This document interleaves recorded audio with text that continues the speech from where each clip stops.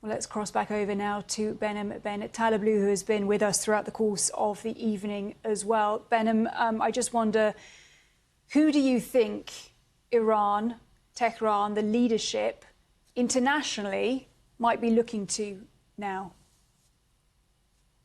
Well, it's a pleasure to be with you again. I think in the short term, they're eerily looking to the U.S.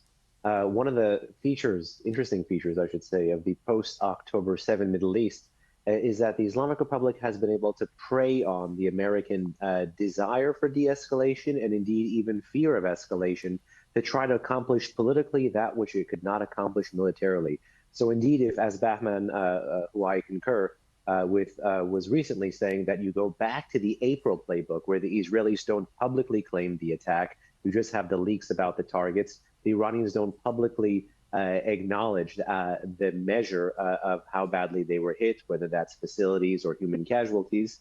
Then you could have, again, the regime look to wield this as some sort of a card to play with the Americans to say, look, we didn't respond, we absorbed the strike, now we get something in return. And that could be something paving the way, for some kind of nuclear diplomacy, or making sure that the Israeli strike that has already happened or reportedly is continuing to be carried out remains limited, and the tit for tat doesn't escalate, which indeed would be in Israel's advantage, given that it has conventional escalation dominance against the Islamic Republic. So eerily enough, Tehran will be looking to prey on this fear with Israel's partner and Iran's adversary, which is the United States of America. Medium to long term, however, it could be how the other great powers, meaning the rivals of the U.S. and the West, look to use and abuse this, which could be Russia or China.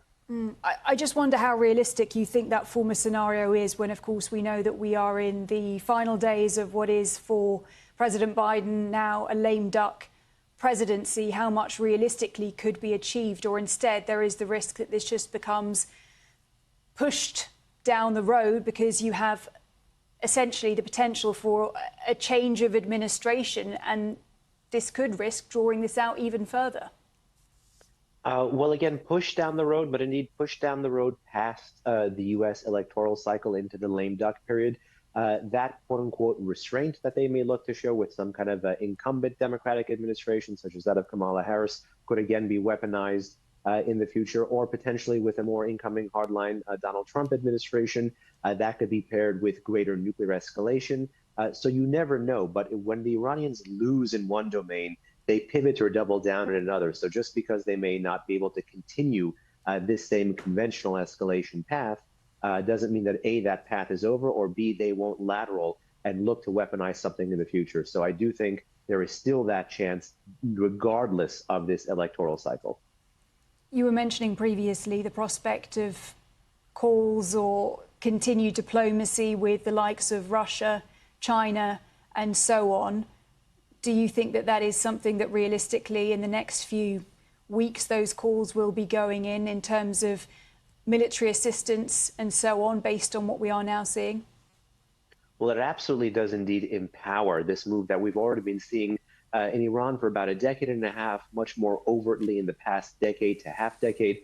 And that's really a redo of the kind of official motto of the Islamic Republic of Iran's foreign policy, which is, quote unquote, neither East nor West Islamic Republic, but increasingly has become to fight the West and keep the Islamic Republic go East. The political and military ties being built and now deepened with the likes of Russia, and the economic and security ties being built and deepened with the likes of China. So these are trend lines set to accentuate, and the more insecurity the regime feels, coupled with the paranoia that exists on the home front already there vis-a-vis the leadership in Tehran, continues this hard East drift that we're seeing in the foreign and security policy of the Islamic Republic. Absolutely, in my view.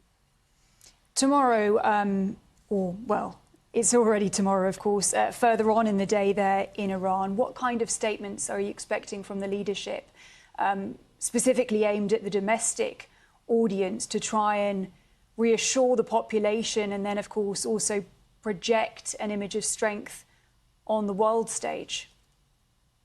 If past this prologue, but plus, of course, what has been reported thus far in semi-official and in the Iranian official media space, braggadocio, I think, would be the term to use. that indeed their quote unquote layered air and missile defense apparatus did indeed repel an attack.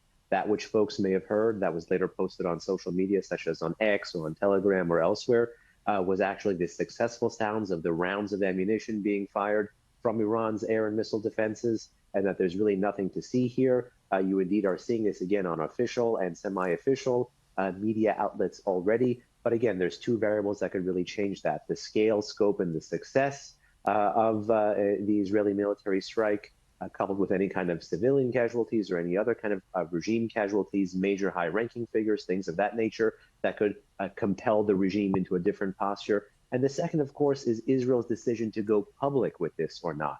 Remember, so much of the past 4+ decades of the Islamic Republic of Iran's war against Israel has been a shadow war, with October 7 moving it out into the open, the April 14 ballistic missile barrage moving that out into the open, and the October 1st ballistic missile barrage moving that out into the open.